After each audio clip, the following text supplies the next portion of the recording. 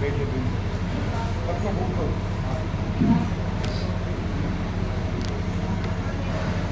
आप पढ़ेंगे गला ठीक है? एकदम ठीक। स्वास्थ्य ठीक है? हाँ। गंगा में जाते हैं गंगा, ये गंगा चली है सारा, ये पूरा गंगा चली है ना।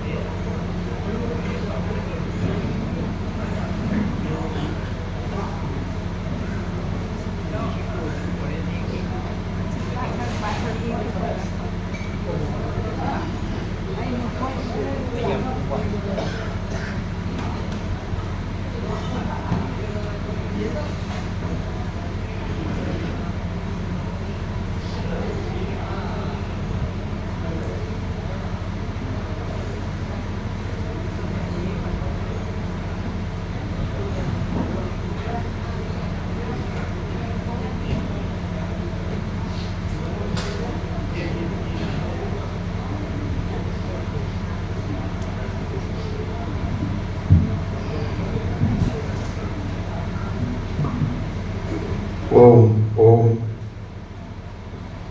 बरम पीछे सुनाई देता है।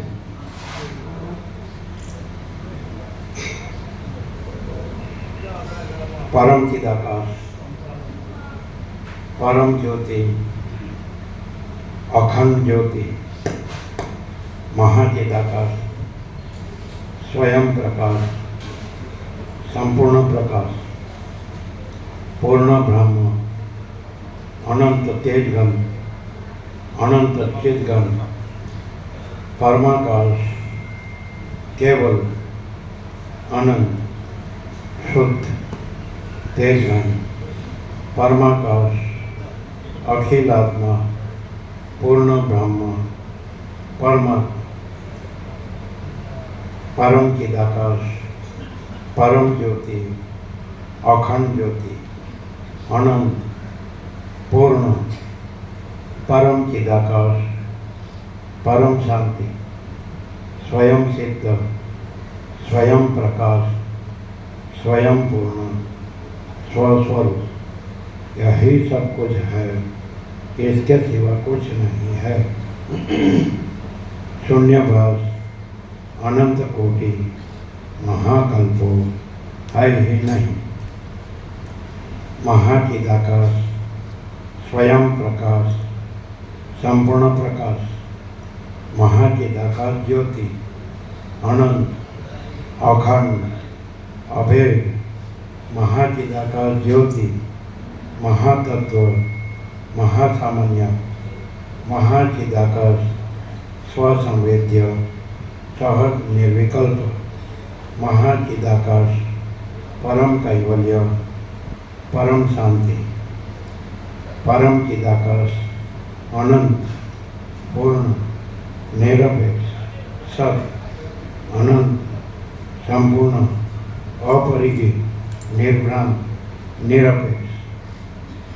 वशिष्ठ राम उत्पत्ति प्रकरण राउंड 44वां राउंड। આ 17 અક્ષર સંપૂર્ણ નથી, સંપૂર્ણ છે અને એનું એક આભાસમાં રૂપે મળે કે વ્યવસ્થિત વિશ્વકાનંદ સાહિત્ય જે પ્રેમ કરે છે. તો અત્યાર સુધી કોઈનું ત્યારે મને નિત્ય દર્શનમાં જોયું છે, આ જ વૈષ્ણવનું જ નથી. એટલે એ વસિષ્ઠની સંમતિ વગર ના મુકાય. સમજે? એટલે વસિષ્ઠ સંમત છે કે આ કોઈ યોગ છે, આ 17 17 થાય એવો અનુભવ હોય. અને અત્યાર સુધી યોગ પછી તો ઘણા થયા, તો કોઈનું નથી મુકાયું. તો એમાં શું ડિફરન્સ? એ બધા પણ બ્રહ્મવેત્તાઓ છે, તત્વવેત્તાઓ છે. તો પછી આ પરમ ચિદાકાશ પરમ જ્યોતિ અખંડ જ્યોતિ સ્વયં પ્રકાશ છે, આખો અખંડ પ્રકાશ છે. એટલે કોઈ પણ ને આ સદગ્રંથ કે કંઈ પણ આની સાથે આ વચનામૃતની સાથે આવે તો કંઈ પણ કર્યા વિના સહજ પરમ શાંતિ લાભ થાય. શું કીધું? આ સદગ્રંથનું કોઈ પણ અનુસંધાન કરે આની સાથે, આ જે 17 એમને આગળ લીધા છે એની સાથે કોઈ પણ આનું અનુસંધાન કરે તો કંઈ પણ કર્યા વિના સહજ પરમ શાંતિ. શેનું અનુસંધાન કરે? આ સદગ્રંથથી પરમ ચિદાકાશ પરમ જ્યોતિ અખંડ જ્યોતિનું અનુસંધાન કરે. આ જે સદગ્રંથમાં એમણે આગળ 17 લીધા તો એનો ડિફરન્સ ક્યાં કેવી રીતે કે આજ સુધી ઘણા બધા મહાત્માઓના સદગ્રંથો એમણે છાપ્યા, કંઈ પણ કર્યું, તો આ લીધા છે 17 તો એના લીધે આ આખા યોગ વાસિષ્ઠનો જે કહેવાનો સાર છે, આખું તત્વ છે, આખા અસ્તિત્વનું જે તત્વ છે એ આ 17 છે. એટલે કોઈ પણ આની સાથે જ આવે એટલે સીધું જ એને પરમ શાંતિ લાભ થાય, સહજ, નહીં કર્યા વિના. પણ તો બીજા ઘણા થઈ ગયા તો કોઈનું આવ્યું નહીં. હા, એનું કારણ એક જ છે. બીજા બધા દ્વૈતથી, દ્વૈત સાપેક્ષથી, ખંડન મંડન, આ છે ઉપચાર છે, પ્રક્રિયા છે, અને ગુરુ શાસ્ત્ર ઈશ્વર એ બધાને માનીને અને પછી પ્રકાશ આવો છે ને આ નથી ના છે એવું જુદા જુદા વાદ, વાત. અજાતવાદ, પછી અધ્યારોપવાદ, પછી વિવર્તવાદ, પછી દ્રષ્ટાદ્રશ્ય, દ્રષ્ટિ સૃષ્ટિ, સૃષ્ટિ દ્રષ્ટિ, બધું ઘણું વિવર્ત, પછી પ્રતિભાવ છે, બિન પ્રતિબિંબ, સાક્ષી સાક્ષ્ય, દ્રષ્ટાદ્રશ્ય, બધું ઘણું નહીં. ના કશું નહીં શીખતું. એ 17 એકદમ સંપૂર્ણ પરમ તત્વ, પરમ પ્રકાશ. એ તો વસિષ્ઠની સંમતિ સિવાય નિત્ય સ્મરણ, નિત્ય દર્શનમાં કેવી રીતે લાગે? એ તો ઘણા થઈ ગયા. એટલે જે લોકો આનો અભ્યાસી હતા, વસિષ્ઠના અભ્યાસી હતા, એના ઉપરથી મેં તત્વોધ પણ કર્યું અને પોતે પણ બોલ્યા, લખ્યું. પણ એ ડિફરન્સ પડી જાય ને. એમ કે જો હે સો હે, આમ બીજું કાંઈ નહીં, બીજું કાંઈ નથી ને બીજું કાંઈ થતું નથી. 17 સંતો અને 17નું એક જ લેવું હોય તો પરમ ચિદાકાશ, પરમ જ્યોતિ, અખંડ જ્યોતિ, પૂર્ણ. અને છેલ્લું જો 17મું તો મહાચિદાકાશ, પરમ કૈવલ્ય, પરમ શાંતિ. એટલે કે છેલ્લું તો પૂર્ણ નિરપેક્ષ છે, પણ પરમ ચિદાકાશ, પરમ જ્યોતિ, અખંડ જ્યોતિ કયો પહેલાં 5 છે ને એ જ સંપૂર્ણ છે. 5 પાસામાં શબ્દો જુદા છે પણ પૂર્ણ તત્વ પૂર્ણ છે, એક જ પૂર્ણ તત્વ અનંત છે ને. મહાચિદાકાશ સ્વયં પ્રકાશ, સંપૂર્ણ પ્રકાશ, અને પૂર્ણ બ્રહ્મ અનંત એકમ, અનંત એકમ, અને પરમાકાશ કેવળ અનુસૂત તેજગમ, અને પરમાકાશ અખિલાત્મા બ્રહ્મ પરમાત્મા. 5 પેલા 5, આમ તો 17.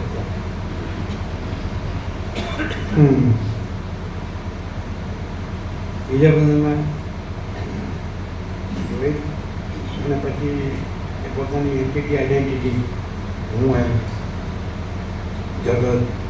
જગતમાં હું આઈ એમ ધીસ ઓર ધેટ, એવું બધું. અને પેલું એકદમ સીધું જ આ સગળું કેવળ અનંત સુધી ચિદાકાશ છે, પૂર્ણ એને.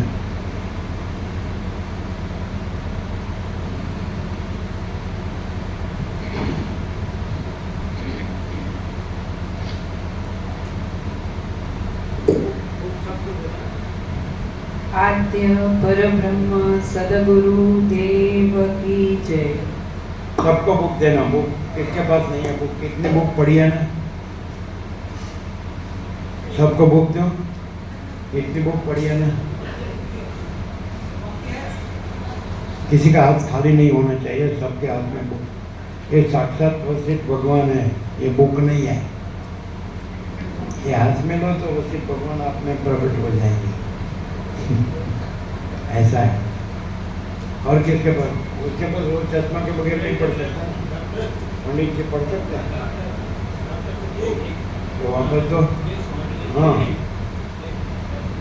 हाँ, दो इधर दो। उनको चश्मा नहीं चाहिए? पढ़ेंगे? नहीं पढ़ेंगे।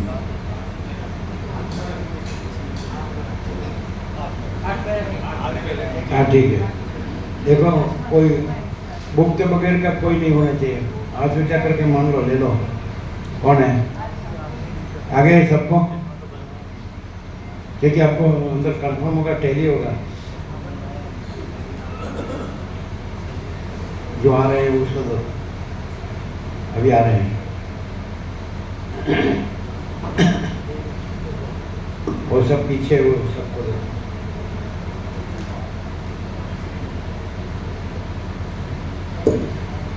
ओम श्री परमात्मने नमः।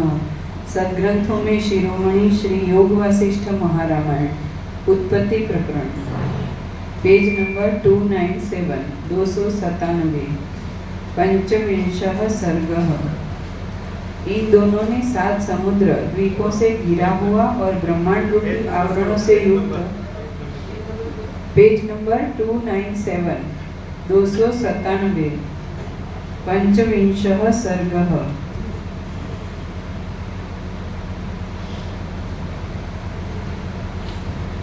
उन दोनों ने 7 समुद्र द्वीपों से घिरा हुआ और ब्रह्मांड रूपी आवरणों से युक्त अपूर्व लोक को देखा। इस विषय का वर्णन इस सर्ग में किया गया है। आकाशमंडल से गिरिग्रामन को जाती हुई उन दोनों स्त्रियों ने ज्ञप्ति के चित्त में स्थित कोई अपूर्व महितल देखा। वह महितल ब्रह्मांड रूपी पुरुष का हृदयस्थ कमल, अष्ट दिशारूपी दलों से, महान पर्वत रूपी केसरों से व्याप्त उत्तम सुगंध के समूह से सुंदर, अनेक नदी रूपी केसरों की अन्य शाखा व नाल सहित मध्य भाग हिमकण रूपी पुष्परस वाला, रात्रि रूपी भ्रमरी से भ्रांतिजनक और प्राणियों के समूह रूपी मशकों, मच्छरों से व्याप्त, नाल के अंतर्गत गुणों, सूतों, पक्ष में भूखे वस्तुओं के गुणों से व्याप्त उत्तम पातालादि अपरिमित जल के समूहों सहित छिद्रों से युक्त और दिन के प्रकाश से शोभायमान था। पुष्पों के रसों से अथवा श्रृंगार आदि सब रसों से आर्द्र, आकाश में सूर्य रूपी हंस के भ्रमण सहित, रात्रि रूपी संकोच से सेवित, पाताल रूपी पंख में निमग्न, शेष भगवान रूपी कमलदंड से शोभायमान, कभी कभी पृथ्वी का स्थान भूत जो महासमुद्र, उसके कंप से अष्ट दिशा रूपी दल कंपित हो रहा है, और नाल पाताल रूपी कमल दंड के नीचे के भाग में दैत्य और दानव रूपी कंटक सहित, नाल के नीचे के भाग में पाताल के प्राणियों के बीज रूप से भोग में सुकुमार असुरों की स्त्रियों के समूह रूपी कमल की दंडी की लता से प्राप्त होने से योग्य महाबीज रूपी मेरु आदि पर्वतों के जीवनभूत हृदय के समान वह महितल था। उस महितल रूपी कमल के ऊपर नदी रूपी नाल सहित नगर ग्राम रूपी केसरों से युक्त 7 ऊंचे कुल पर्वत रूपी बीजों से सुंदर, मध्य मार्ग में महामेरु रूपी बीज से आकाश मंडल को घेरने वाली तड़ाक रूपी हिम बिंदु सहित तथा वन जंगल रूपी धूली वाली, और जिसके संपूर्ण भोगों में चारों ओर से प्राणियों के जाल रूपी भ्रमरों का मंडल भ्रमण कर रहा है, ऐसी जम्बूद्वीप नाम वाली कर्णिका को उन दोनों ने देखा। 7 योजन आकार वाले, प्रत्येक पूर्णिमा को उमड़ने वाले, चारों दिशाओं में शोभायमान समुद्र रूपी भ्रमरों से व्याप्त 8 दिक्पाल देवता और समुद्र रूपी भ्रमरों से युक्त भद्र, अश्व, केतुमाल आदि 9 भ्राताओं से 9 प्रकार से विभागों में विभक्त कर्णिका को देखा। उन दोनों ने लाख योजन विस्तार वाली धूलि से व्याप्त नाना प्रकार के जनपद के समूहों से स्थिर हिम कणी वाली उस कर्णिका जम्बूद्वीप नामक कर्णिका को देखा। उस द्वीप से द्विगुण परिमाण वाले क्षार समुद्र की रेखा से वैसे ही घिरी हुई जैसे शंख के कंकण से हस्त की कलाई। इसके अनंतर इससे भी द्विगुण आकार को धारण करने वाली पद्म की लता के समान शाक नामक द्वीप की रेखा से घिरी हुई थी। इसके अनंतर इस शाक द्वीप से दूने आकार को धारण करने वाली शीतल स्वाद युक्त क्षीर समुद्र की रेखा से वह व्याप्त थी। पेज नंबर 299 सबसे ऊपर। इसके अनंतर इस क्षीर समुद्र से भी दूने आकार वाली नाना प्रकार के जनपदों से शोभित कुश द्वीप की रेखा से घिरी हुई थी। इसके अनंतर इस कुश द्वीप से द्विगुण आकार को धारण करने वाली और देवताओं के समूहों को तृप्त करने वाली दधि समुद्र की रेखा से घिरी थी।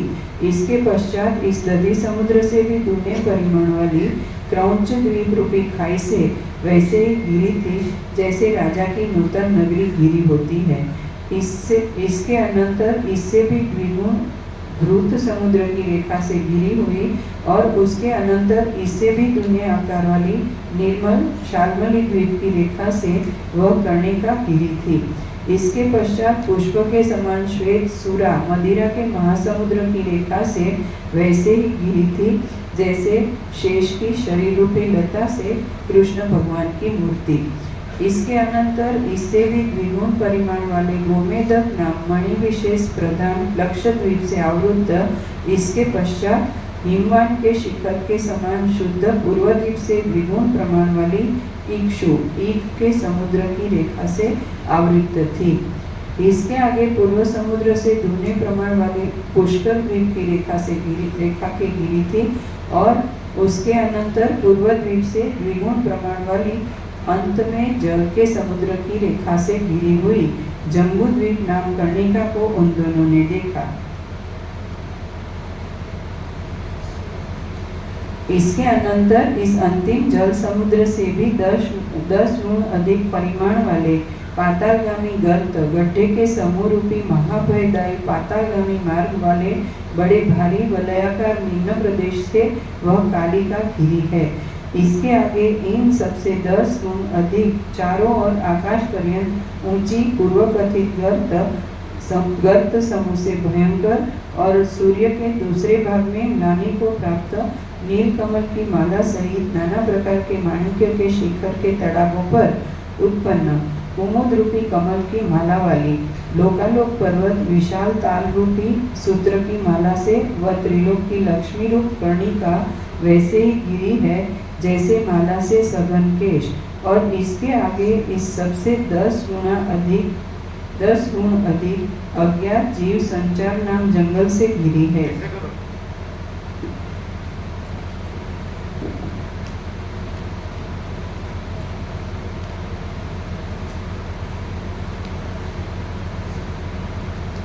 इसके आगे इससे भी 10 गुण अधिक आकाश के समान दशों दिशाओं में अपरिमित जल से घिरी है।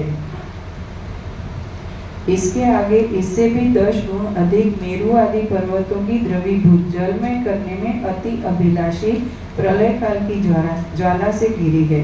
इसके आगे इस सबसे 10 गुण अधिक मेरु आदि पर्वतों को भी तृण या धूलि के समान करने वाले बड़े बड़े पर्वत को धारण करने वाले तथा अन्य भूतों के वेगों को भरने वाले शब्द रहित होने से शून्य के समान वायु ब्रह्मांड घिरा है।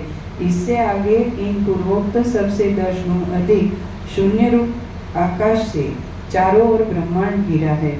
इसके आगे 100 कोटि योजन परिमाण वाली अति सघन सुवर्ण की दोहरी ब्रह्मांड की दीवार से व्याप्त है। इस प्रकार समुद्र बड़े बड़े महान पर्वत लोकपाल तथा देवताओं के नगर और उत्तम उत्तम भूमंडलों से घिरा हुआ जगत का उदर मध्य भाग देखकर मानुषी लीला ने शीघ्र ही पृथ्वी पर अपने मंदिर के आधारभूत गिरिग्रामक के आकाश को देखा। श्रीमद् वाल्मीकि विरचित योग वासिष्ठ महारामायण अंतर्गत देवदूतोक्त मोक्षोपाय में उत्पत्ति प्रकरण अंतर्गत हिंदी भाषानुवाद सहित लीलोपाख्यानगत भूलोक वर्णन नामक 25वां सर्ग पूर्ण। षड्विंशः सर्गः। अपने घर में अपने मनुष्यों को तथा उनके विलाप को देखकर उनके ऊपर लीला का अनुग्रह करना तथा जगत के तत्व का वर्णन इस सर्ग में किया गया है। श्री वशिष्ठ जी ने कहा, इस प्रकार वे दोनों श्रेष्ठ अंगनाएं जहाँ राजा पद्म रहता था उस ब्रह्मांड मंडल से निकलकर दूसरे ब्रह्मांड मंडल में जहाँ वशिष्ठ नामक ब्राह्मण का निवास स्थान था वहाँ वे दोनों दृश्य रूप में पहुंची। चिंता से व्याकुल दासी आदि के धारण करने वाला चिंता से व्याकुल दासी आदि को धारण करने वाला आंसुओं की धारा से स्त्रियों का मुख जिसमें व्याप्त हो रहा है, शुष्क कर्ण कमल के समान स्त्रियों के मलिन मुख को धारण करने वाला, उत्सव रहित नगर के सदृश, अगस्त्य मुनि से ग्रस्त समुद्र के समान, ग्रीष्म ऋतु से दग्ध वाटिका के सदृश, बिजली के जलाए हुए वृक्ष के समान उस गृह को देखा।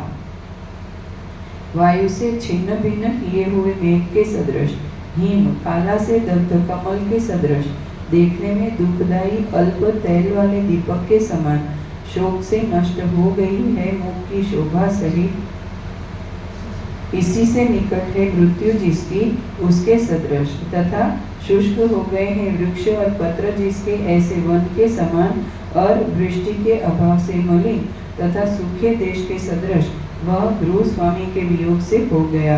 श्री वशिष्ठ जी ने कहा, इसके अनंतर निर्मल ज्ञान के दीर्घ काल के अभ्यास से वह लीला देवता के समान सत्य संकल्प तथा सत्य काम वाली हो गई।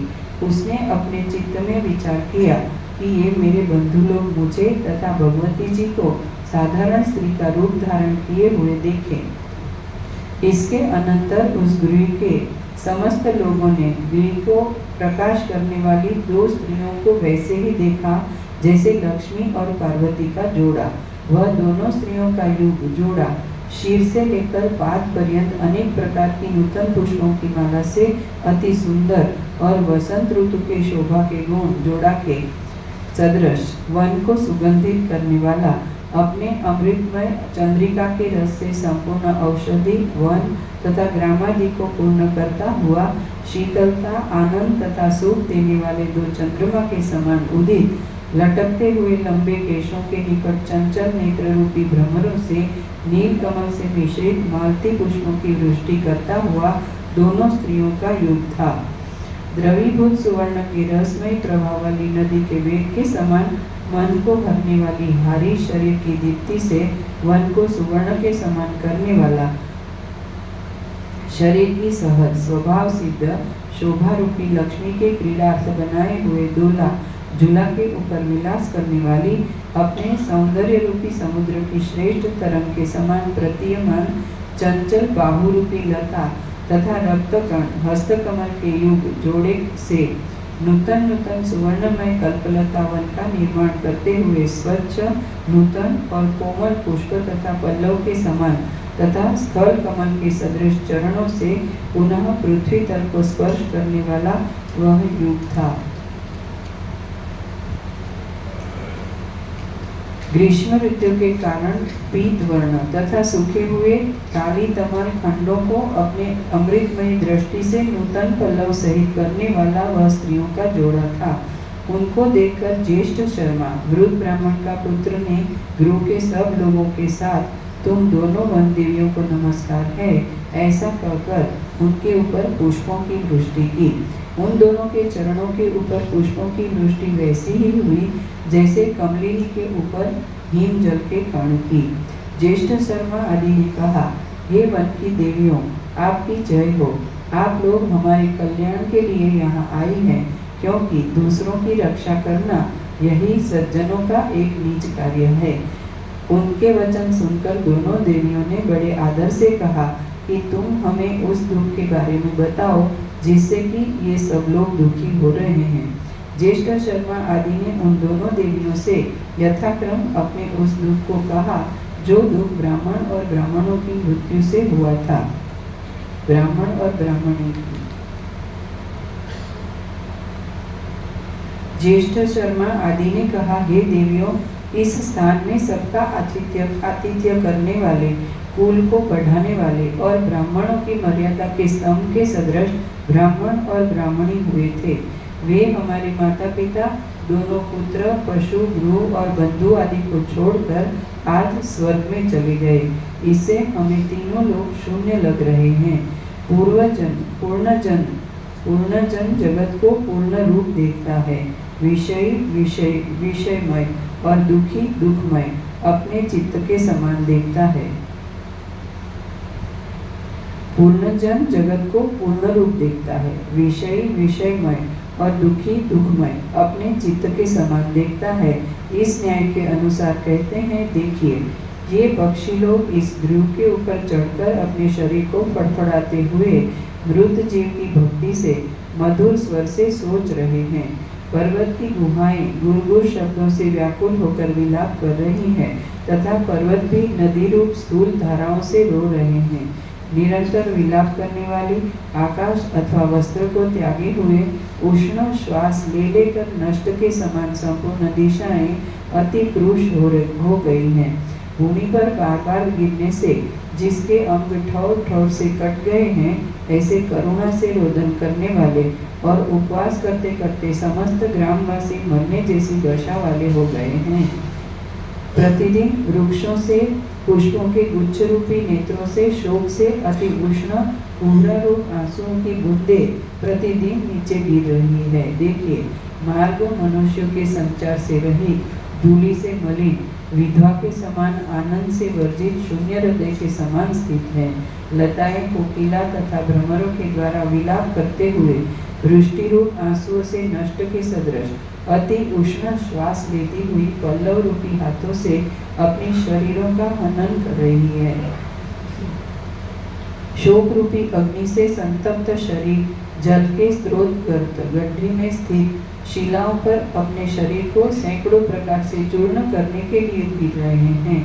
हर्ष से सर्वथा शून्य, सब प्रकार की शोभा से वर्जित, वीर संकट से व्याकुल, महाअंधकार से व्याप्त गृह वन के समान हो गए हैं। पुष्पों की वाटिकाएं जो भ्रमरों के शब्द से रुदन कर रही है, उनसे भी उत्तम सुगंध के स्थान पर दुर्गंध निकल रहा है। कुबेर की वाटिकाओं में विलास करने के समान स्वभाव युक्त लताएं प्रतिदिन नीरस हो रही हैं और अपने गुच्छ रूपी नेत्रों को संकुचित करती हुई क्रुश होकर नष्ट हो रही है। नदियों ने कलकल शब्द करके अपने देहों को भूमि पर कंपाती हुई समुद्र में अपने शरीरों को विलीन के लिए गमन करना आरंभ कर दिया है। पूर्व काल की चपलता को धारण करती हुई वापियां इस समय मशकों के पाद से भी अशंकित समाधि में पूर्व काल की चपलता को धारण करती हुई वापियां इस समय मशकों के पाद से भी अशंकित समाधि में मग्न की समान चेष्टा और गति से रहित स्थित है, जिनमें किन्नर, विद्याधर, गंधर्व और देवताओं की अंगनाएं गान कर रही है। ऐसा आकाश स्वर्ग इस समय निश्चय करके हमारे माता पिता से शोभित किया गया है। इसलिए हे देवियों, आप हमारे इस शोक का नाश कीजिए, क्योंकि महात्माओं का दर्शन कदाचित निष्फल नहीं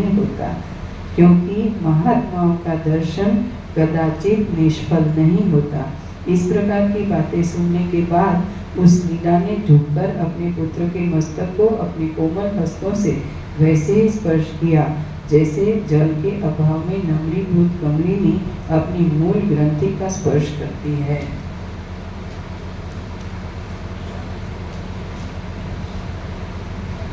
लीला के उस स्पर्श छूने से उसने अपने दुख और दुर्भाग्यपूर्ण संकट को वैसे ही त्याग दिया, जैसे वर्षा काल के मेघ के संयोग से ग्रीष्म ऋतु के संताप को पर्वत। ध्रुव के समस्त लोग भी उन दोनों देवियों को देखने से शोभायुक्त हो गए तथा दुखों से वैसे ही मुक्त हो गए, जैसे अमृत का पीने वाला। श्री राम जी ने कहा, हे भगवान, जब लीला ज्येष्ठ शर्मा की पूर्व जन्म की माता थी और सत्य संकल्पी हो गई थी, तो उसने उसी माता के ही रूप में अपने पूर्व जन्म के पुत्र को दर्शन क्यों नहीं दिया? आप मेरी शंका मोह दूर कीजिए। श्री वशिष्ठ जी ने कहा, जो अज्ञानी मिथ्याभूत पृथ्वी आदि तत्व तथा शरीर आदि को सत्य मानता है, उसके लिए चिदाकाश ही पृथ्वी शरीर आदि रूप को धारण करता है, और अन्य ज्ञानी को पृथ्वी आदि का हेतुभूत अज्ञान न रहने से केवल ब्रह्म सत्ता ही स्थित है, ऐसा ज्ञान होता है। तात्पर्य यह है कि लीला को तत्व ज्ञान हो गया था, उसे पुत्रादि प्रपंचों में मिथ्यात्व का निश्चय हो गया, इसलिए पुत्र स्नेह न रहने से पूर्व शरीर धारण नहीं किया। हे प्रिय राम जी, यह पृथ्वी आदि असत होने पर भी सत्य ज्ञान सत्य के समान वैसे ही भासता है, जैसे बालक को वेताल और उसमें जिसकी सत्यत्व बुद्धि नहीं होती है, उसको नहीं ज्ञान होता। जैसे स्वप्न में जो पृथ्वी आदि रूप का भान हो रहा है, वह स्वप्न के ज्ञान से अपृथ्वी आदि रूप हो जाता है, वैसे ही तत्व ज्ञान से जागृत अवस्था में यह प्रपंच मिथ्या रूप भासने लगता है। यदि पृथ्वी आदि आकाश रूप से ज्ञात हो, तो आकाश रूप से ही वे ज्ञान होते हैं। जैसे पित्तादि के कोप से विक्षिप्त चित्त वाले को भित्तियों में ही आकाश बुद्धि होती है। स्वप्न में नगर अथवा पृथ्वी शून्य या खंडक के समान प्रतीत होती है, और स्वप्न की रची मनुष्यों की बुद्धि पाद मर्दन पैर दबाना आदि क्रियाएं करती है। यदि आकाश को पृथ्वी आदि के रूप में जानो, तो क्षण भर में पृथ्वी आदि का रूप हो जाता है और मूर्छा में परलोक प्रत्यक्ष के समान दिखाई देता है। बालक को आकाश ही पिशाच रूप भासता है। मरता हुआ पुरुष आकाश में वन देखता है। कोई आकाश को केश मशक आदि रूप में देखता है, तथा किसी को आकाश मोती रूप में भ्रांति से ज्ञात होता है। भयभीत, उन्मत्त और अर्धनिद्राग्रस्त अधजगे लोग सदा आकाश में नौकायान, भूत, वन और वृक्षादि देखते हैं और उनसे भागते भी हैं। इसलिए इन पदार्थों में अभ्यास से जैसी भावना हो रही है, वैसा ही उनका शरीर भासता है, क्योंकि यथार्थ में इनका कोई नियत रूप नहीं है। लीला ने तो पृथ्वी आदि वस्तुओं की नास्तिकता जान ली है, क्योंकि ज्ञान दृष्टि से सब चिदाकाश रूप ही है। पृथ्वी मिथ्या भ्रांति से लीला ने तो पृथ्वी आदि वस्तुओं की नास्तिकता जान ली है, क्योंकि ज्ञान दृष्टि से सब चिदाकाश रूप ही है। मिथ्या भ्रांति से इनका स्वरूप उदित हुआ भासता है। जिस मुनि को ब्रह्म रूप चिदाकाश मात्र का ज्ञान है, उसको पुत्र, मित्र और स्त्री कौन, किस समय, कहाँ से और कैसे हुए, यह दृश्य आदि में उत्पन्न ही नहीं हुआ, और जो कुछ ज्ञान होता है वह अज परमात्मा रूप ही है। इस प्रकार ज्ञानवान महात्माओं को भला राग द्वेष कहा। जो लीला ने ज्येष्ठ शर्मा के मस्तक के ऊपर हाथ रखा है, वह तो उसके पूर्व सुकृत से भावी कल्याण के लिए सर्वव्यापी चेतन में स्थित जो आरंभ और ज्ञान है, उन्हीं की स्फुरण से हुआ है। हे राम जी, यह ज्ञान ही पूर्व की भावना के अनुसार जिस रूप से चिंतन किया जाता, वैसा ही भासता है। यह वार्ता सर्वत्र स्वप्न में तथा संकल्प के नगर आदि में पूर्ण रीति से अनुभूत है। श्रीमद् वाल्मीकि विरचित योग वासिष्ठ महारामायण अंतर्गत देवदूतोक्त मोक्षोपाय में उत्पत्ति प्रकरणांतर्गत हिंदी भाषानुवाद सहित लीलोपाख्यानगत सिद्ध दर्शन हेतु कथन नामक 26वां सर्ग पूर्ण।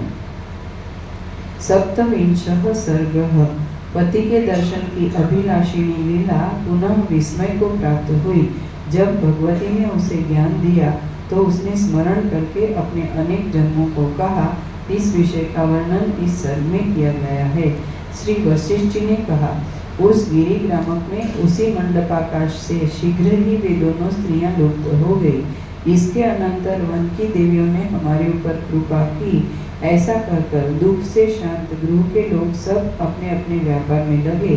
तब मंडपाकाश में सबकी दृष्टि से छिपी चिदाकाश रूप आश्चर्य में मौन होकर स्थित लीला से चिदाकाश रूप सरस्वती देवी ने कहा, उषा और अनिरुद्ध के समान जिनके एक काल में ही स्वप्न अथवा संकल्प में परस्पर का वार्तालाप उत्तर काल में अर्थ को सिद्ध करता है, उसी प्रकार लीला और व्यक्ति देवी के मध्य वार्तालाप हुआ।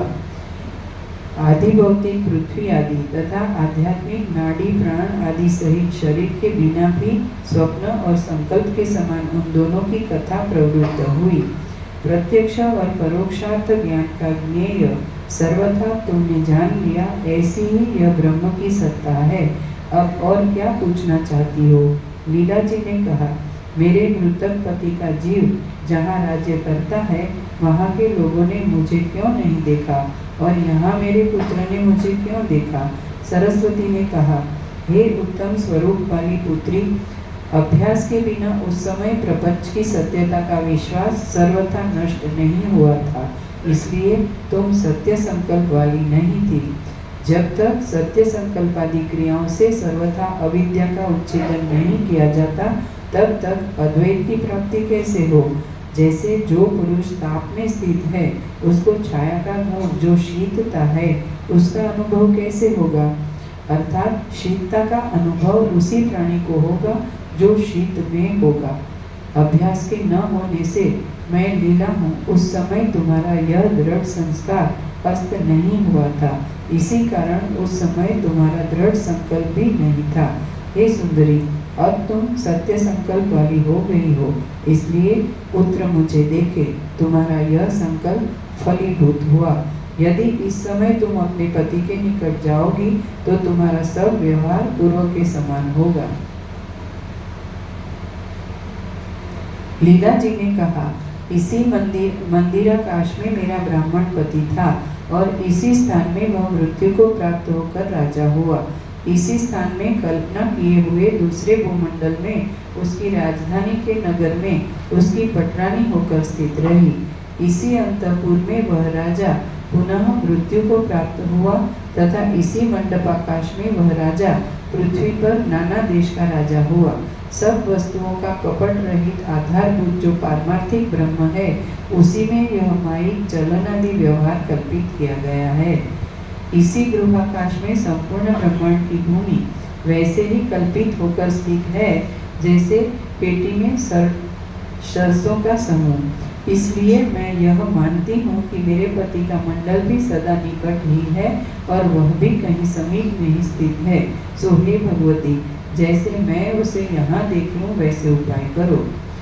देवी जी ने कहा, हे अरुंधति पुत्री, न केवल तुम्हारे अति समीप के 3 पति ही इस मंडपाकाश में स्थित है, किंतु अनेक अतीत एवं अनागत भूतल तथा अनेक जन्म संबंधी सैकड़ों पति भी स्थित हैं। उन सबको देखना तो असंभव है। निकट के 3 में से तुम किसको देखना चाहती हो? उन समीप के 3 पतियों में से वह ब्राह्मण तो भस्म हो गया और राजा का मृतक शरीर पुष्पमालाओं में स्थापित है। तीसरा राजा इस संसार रूपी समुद्र में प्रविष्ट होकर ब्रह्म को प्राप्त हो गया है। वह संसार रूपी समुद्र का कछुआ भोग रूपी तरंगों की लीला से विक्षिप्त हो गया है। इसी से उसकी बुद्धि भी मलिन और चेतन की वृत्ति भी जड़ता से शिथिल सी हो गई है। वह राज्य के बड़े विचित्र कार्यों को करता हुआ भी सुप्त के समान स्थित है और जड़ता से संसार रूपी भ्रम में जागता नहीं। मैं सबका स्वामी, विषय भोगी, सिद्ध, बलवान तथा सुखी हूँ इत्यादि विचार महारथी रस्सी के होने से वह विवश हो गया है। हे उत्तम वर्ण वाली, अब तुम यह कहो कि मैं तुम्हें किस पति के समीप वैसे ही पहुँचाऊँ जैसे वायु एक वन से दूसरे वन में सुगंध की लेखा हो। हे पुत्री, वह संसार तथा ब्रह्मांड मंडप दूसरा ही है और वे व्यवहार की परंपरा भी और भी प्रकार से विस्तृत है। यद्यपि वे ब्रह्मांड मंडल यथार्थ में निकट में स्थित हैं, तथापि व्यवहार दृष्टि से यहाँ से करोड़ों योजन दूर है।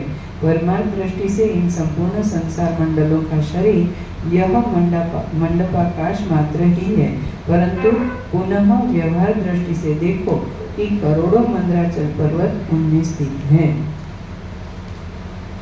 जैसे सूर्य की किरणों में अनेक रसरेणु स्थित रहते हैं, वैसे ही महाचेतन के परमाणु परमाणु में अनेक ब्रह्मांडों की सृष्टि आकाश सहित स्थित है। इस प्रकार महारंभ वाले बड़े द्वीप समुद्रादि महापरिमाण वाले यद्यपि है, तथापि चेतन दृष्टि से वे वट के बीच के समान भी नहीं है।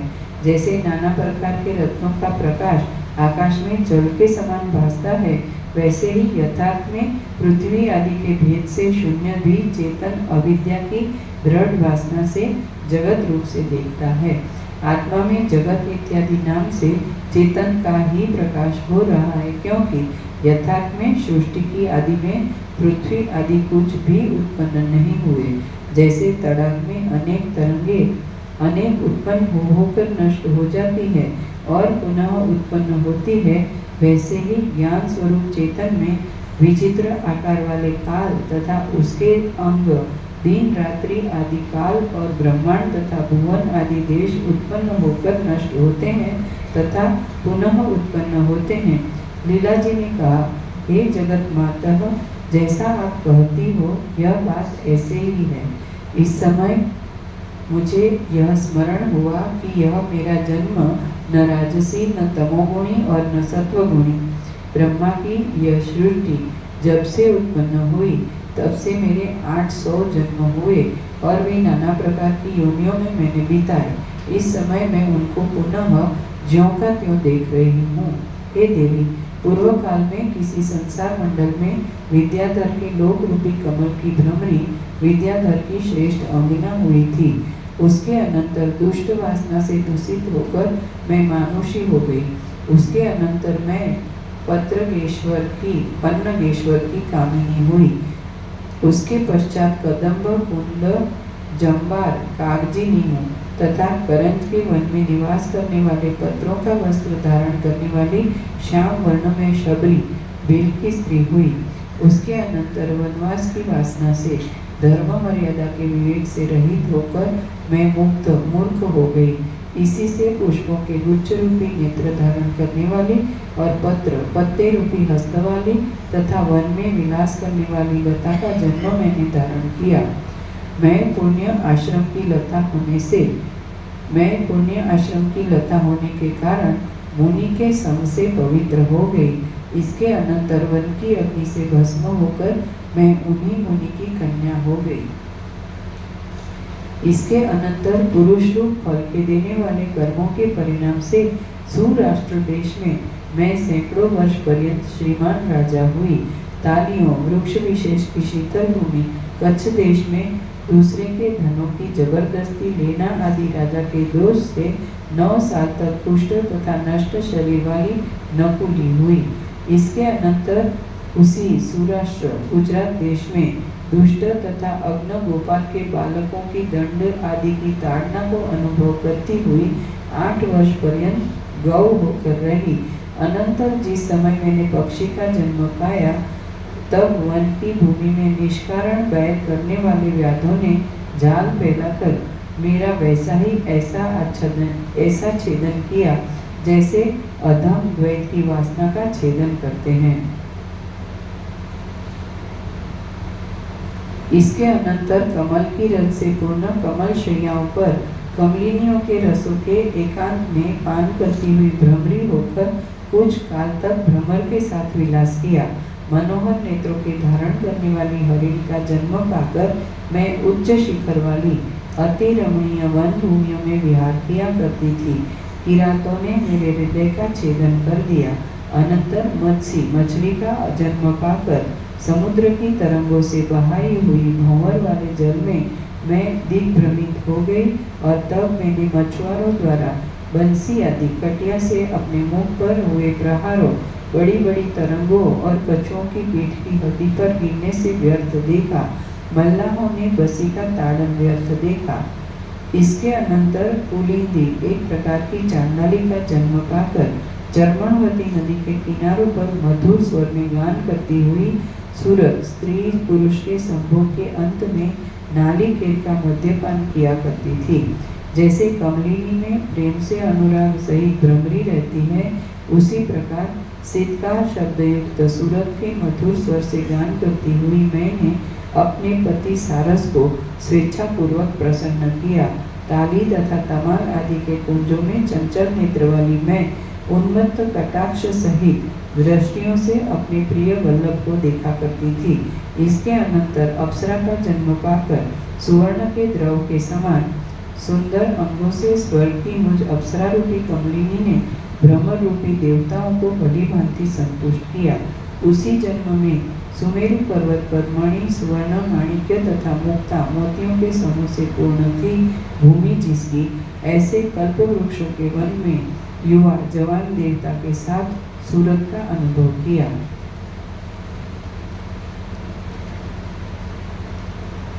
इसके अनंतर समुद्र की तरंगों से व्याप्त था तट जिसका, इसके अनंतर समुद्र की तरंगों से व्याप्त था तट जिसका तथा पुष्पों के गुच्छों और लताओं से युक्त समुद्र के किनारों की गुफाओं में बहुत काल तक कच्छपी कछुई होकर निवास किया। इसके पश्चात चंचल तथा उच्च तरंगों से युक्त अपनी स्वच्छ सरसियों में, अपने चलायमान पक्ष रूपी स्वच्छ वस्त्रों की पंक्तियों में कमलिनी के भ्रम से बैठने वाले भ्रमरों के आंदोलन, झूले के साधन राजहंसी के पद का भी मैंने अनुभव किया।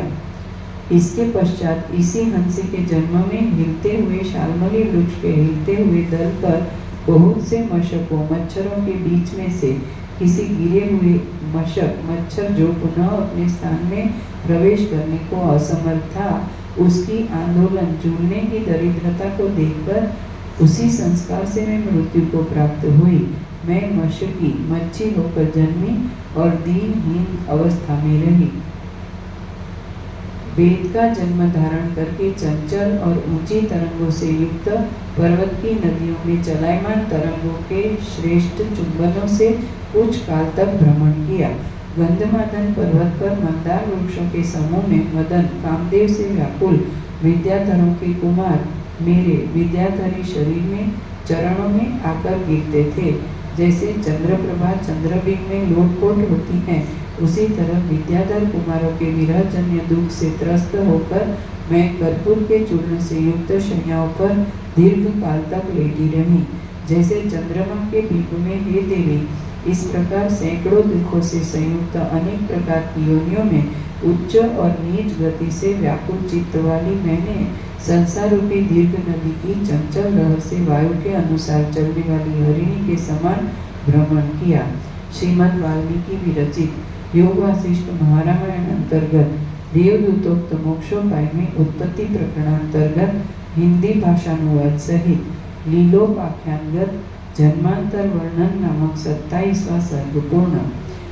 28वां सर्ग। इस सर्ग में दुष्ट प्रपंच के मिथ्यात्व से चिदाकाश की सत्यता, पर्वत और गिरिग्रामों का विस्तार से वर्णन किया गया है।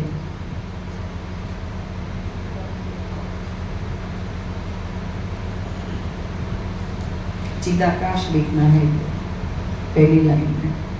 श्री राम जी ने कहा, हे भगवान, वज्र के समान दृढ़ और करोड़ों योजन मोटी ब्रह्मांड की भित्ति से वे दोनों अबलाएं कैसे निकली, अर्थात स्वप्न में मिथ्या भित्ति आदि से रुकावट देखी जाती है। श्री वशिष्ठ जी ने कहा, हे राम जी, कहाँ ब्रह्मांड, कहाँ भित्ति और कहाँ वज्र के समान दृढ़ता। वे दोनों देवियां तो उसी अंतपुर के आकाश में स्थित रही, उसी गिरिग्रामक में तथा उसी गृहाकाश में वह वशिष्ठ नामक ब्राह्मण विदुरथ होकर राज्य का अनुभव करता है। उसने राजा पद्म के रूप में जन्म लेकर उसी शून्य मात्र मंडपाकाश के कोने को, जो सिर्फ शून्य मात्र है, 4 समुद्रों से घिरा भूतल समझा और उस पर शासन किया। वशिष्ठ और अरुंधति दोनों शून्य रूप मंडल में चारों समुद्र पर्यंत पृथ्वी, उसमें राजधानी रूप नगर और उसी में राजमहल की अनुभूति कर रहे हैं। उसी अरुंधति ने लीला के रूप में जन्म ग्रहण किया। उसने ज्ञान की देवी भगवती की आराधना की और भगवती के साथ मनोरम तथा आश्चर्यजनक आकाश का और भगवती के साथ मनोहर तथा आश्चर्यजनक आकाश का उल्लंघन करके प्रादेश मात्र उसी गृह के आकाश में वह दूसरे ब्रह्मांड को प्राप्त हुई और वहां से गिरिग्रामक के मंदिर में पहुंची और पुनः उस ब्रह्मांड से निकलकर अपने गृह को वैसे ही प्राप्त हुई जैसे शैया पलंग पर पड़ा हुआ पुरुष एक स्वप्न से दूसरे स्वप्न में। यह संपूर्ण केवल भ्रांति मात्र है, यथार्थ में केवल चिदाकाश मात्र है। न ब्रह्मांड है, न संसार है, न भित्ति आदि है और न दूरता है। यहाँ भी चिदाकाश लिखना है। यह संपूर्ण केवल भ्रांति मात्र है, यथार्थ में केवल चिदाकाश मात्र है। न ब्रह्मांड है, न संसार है, न भित्ति आदि है और न दूरता है। उन दोनों की वासना मात्र से उनका मनोहर चित्त ही उन पदार्थों का रूप धारण करके व्यवहार में प्रसिद्ध हो रहा है। और यथार्थ में कहाँ ब्रह्मांड और कहाँ संसार, यथार्थ में यह आवरण रहित ही है। उन दोनों में अपने चित्त से अनंत चिदाकाश को ही ब्रह्मांड रूप से वैसे ही कल्पित किया था जैसे किंचित आकाश भी स्पंद के संबंध में वायु रूपता में कल्पित किया गया है। यह चिदाकाश सदा और सर्वदा अजन्मा तथा शांत रूप है। जिसने इस चेतन रूप को नहीं जाना, उसकी दृष्टि में यह आत्मा अपने में आप भी जगत के समान भासता है। हे राम जी, जिस महात्मा ने इस चेतन स्वरूप को जान लिया है, उसकी दृष्टि में यह ब्रह्मांड आकाश से भी शून्य भान होता है। और जिसने इसके स्वरूप को नहीं जाना, उसके लिए वज्र से भी दृढ़ पर्वत के समान है। जैसे स्वप्न में अपना गृह ही अति प्रकाशमान नगर के समान दिखाई देता है, वैसे ही यह असत जगत चित धातु में प्रकाशमान भासता है। जैसे मरुस्थल में जल बुद्धि होती है तथा सुवर्ण में कटक की बुद्धि होती है, वैसे ही आत्मा में यह असत दृश्य प्रपंच दिखाई देता है। इस प्रकार उत्तम रूप वाली वे दोनों स्त्रियां परस्पर वार्तालाप करती हुई उत्तम गति से उस गृह से बाहर निकली। उन दोनों को कोई नहीं देख सकता था, परंतु वे दोनों उस पर्वत को जो आकाश के मध्य भाग का चुंबन करता था तथा आदित्य मंडल को स्पर्श करता था, उसको देखती जाती थी। नाना प्रकार के विकसित प्रफुल्लित विचित्र निर्मल वन वाला तथा अनेक प्रकार के झरने जिसमें झर रहे हैं और अनेक प्रकार के वन के पक्षी जिसमें कूंज रहे हैं, ऐसे विचित्र लताओं के कुंज तथा पक्षियों के स्थान वालों मेघ मंडलों से युक्त अति ऊंचे और उत्तम पुष्पों के गुच्छों के अग्रभाग में सारस आदि पक्षीगण जिसमें विश्राम कर रहे हैं, ऐसे बलवान वेतों के विस्तार से गिरने से नदियों के तट की रक्षा करने वाला, वृक्षों में भली भांति न लपेटने वाली गर्भ में उत्पन्न होने वाली लताओं को कंपायमान करने वाले वायु से युक्त, पुष्पों से ढके हुए शिखर के वृक्षों से आकाश की भित्ति रूप मेघों को आच्छादित करने वाला तथा बड़ी बड़ी नदियों से झरना रूप मोतियों का समूह जिसमें चमक रहा है, चंचल वृक्षों के समूह तथा लताओं से युक्त नदियों के तट से सहित और नाना प्रकार के वृक्षों से पूर्ण, इसी से निरंतर छाया से शीतल वह गिरि ग्रामक, वह पर्वत जहाँ उस ब्राह्मण का ग्राम था, उस जिसको वो दोनों देखती जाती थी। उस पर्वत के देखने के अनंतर उस समय उन दोनों स्त्रियों ने उस ग्राम को गिरि ग्रामक जहाँ ब्राह्मण का निवास था स्वयं वैसा ही सुशोभित देखा जैसे आकाश से च्युत गिरा हुआ स्वर्ग का खंड टुकड़ा। वह गिरि ग्रामक अनेक घंटाओं के नाद से युक्त, अनेक कमल सहित बावलियों से पूर्ण पक्षियों के कर्ण मनोहर शब्द सहित क्रीडार्थ उत्तम जल प्रदेशों से शोभायमान, जाती हुई गौओं के समूह के हुंकार शब्द से भयंकर कुंज वाला वन कुंज तथा लताओं से पूर्ण, उत्तम सघन छाया तथा हरित घासों से पूर्ण, सूर्य की किरणों के प्रवेश से वर्जित, पाषाण की शिलाएं तथा हिम से धूसर वर्ण, बड़ी बड़ी लताओं के पुंजों से जटा के समान लंबी शिखा चोटियों करके सहित शिलाओं के छिद्रों से मोतियों के समान उछलते हुए जल बिंदु सहित झरनों से मंदराचल से मथित क्षीर समुद्र की शोभा को स्मरण कराने वाला, फल और पुष्पों के महाभार से शोभायमान, अंगन के वृक्षों से पूर्ण, ऐसा शोभायमान मानो कहीं से वे पुष्पादि के समूह को लाकर उसमें विराजमान हो, ऐसा उच्चतर झंकार शब्द से पूर्ण, वायु से कंपित, रस से पूर्ण वृक्षों से मनुष्यों से क्या कहना भी, रस से पूर्ण वृक्षों से मनुष्यों से क्या कहना, रस से पूर्ण वृक्षों से भी अर्थियों के लिए पुष्प फलादि की वृष्टि करने वाला, शंका रहित पाषाणों की शिला पर से गिरते हुए जल के बिंदुओं के टंकार शब्द से शंका के अयोग्य भी पक्षीगण शंकायुक्त होकर अपने अपने घोंसलों कोठों में छिपे हुए जिसमें कुछ शब्द करते हुए स्थित हैं।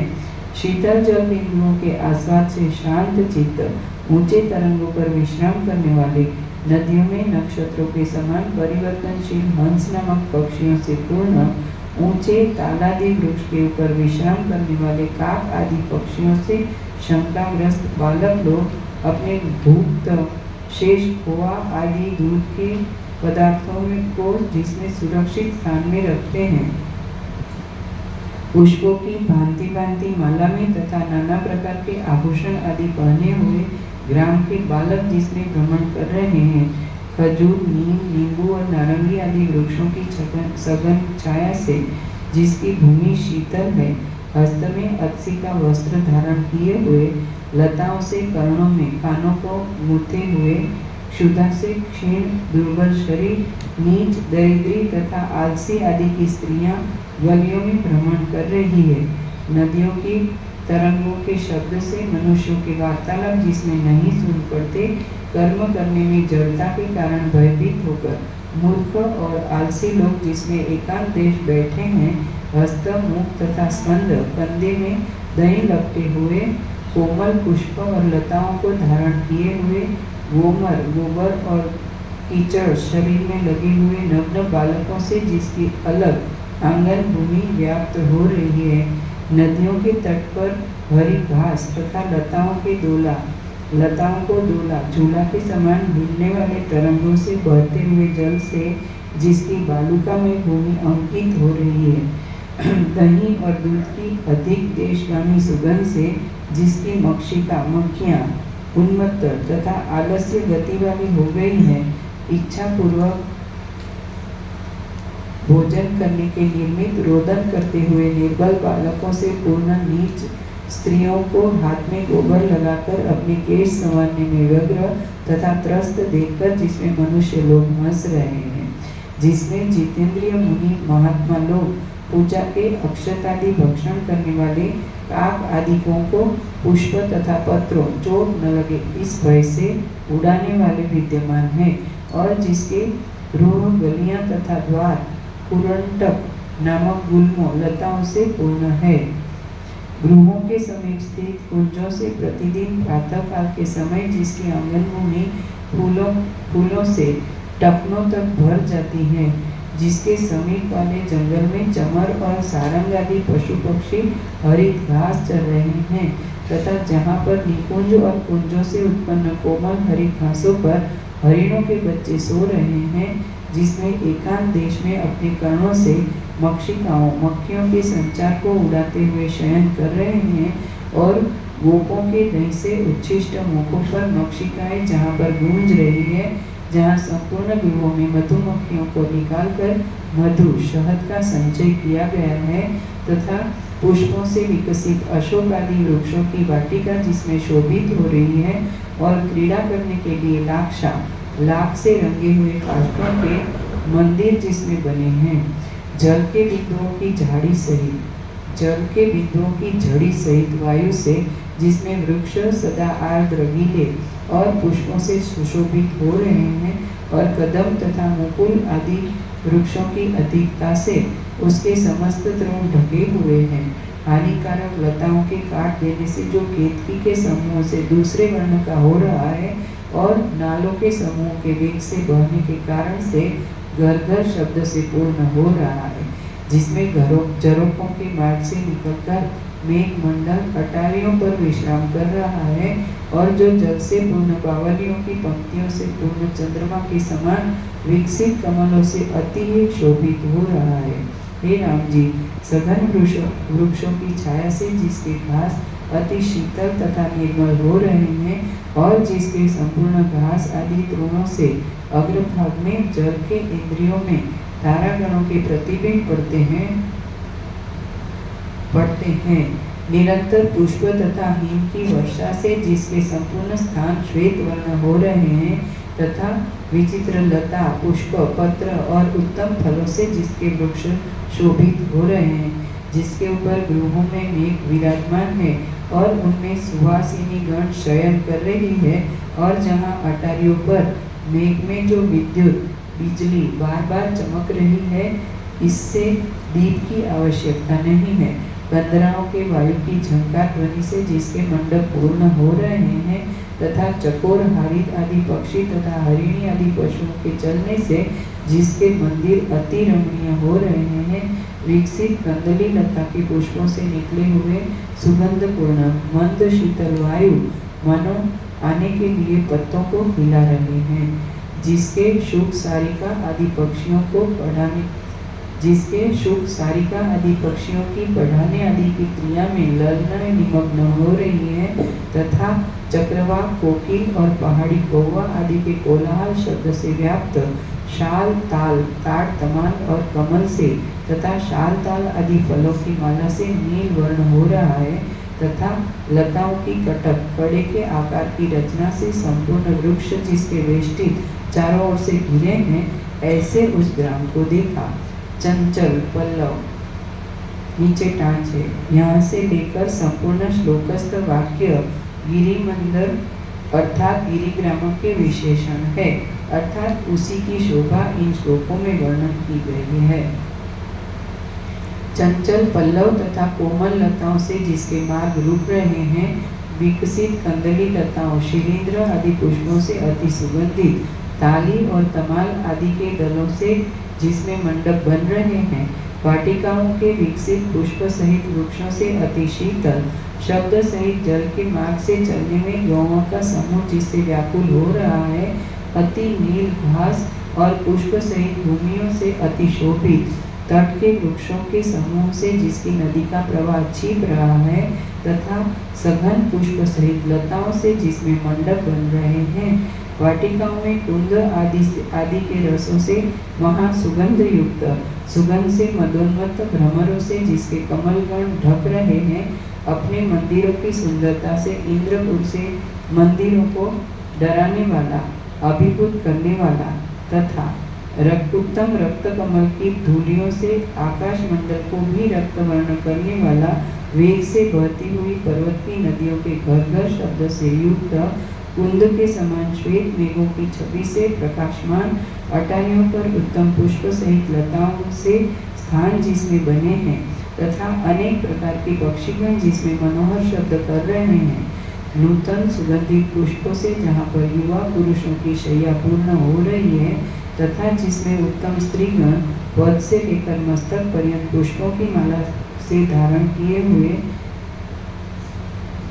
हुए हैं, सब स्थानों में सुंदर और नूतन अंकुरों से अति शोभित, शोभायमान उत्तम लताओं से जिसके शरस्तंभ खंभे ढक रहे हैं, उत्तम कोमल लता तथा पुष्पों से पूर्ण मेघमंडल से जिसके स्थान घिरे हैं, निहार के बिंदुरूप मोतियों की लतायुक्त हरित भूमियों से अति प्रसिद्ध, तथा अटारियों पर स्थित मेघों में बिजली की चमक से जिसके ललनागण व्याकुल हो रहे हैं, उत्तम नील कमलों की सुगंध से अति रमणीय, और जिसमें अपने हुंकार शब्द से मन को हरने वाली गौओं का समूह अव्याकुलता पूर्वक हरित तृण सहित भूमि की ओर जा रहा है, जिसके गृह के आंगनों में विश्वासी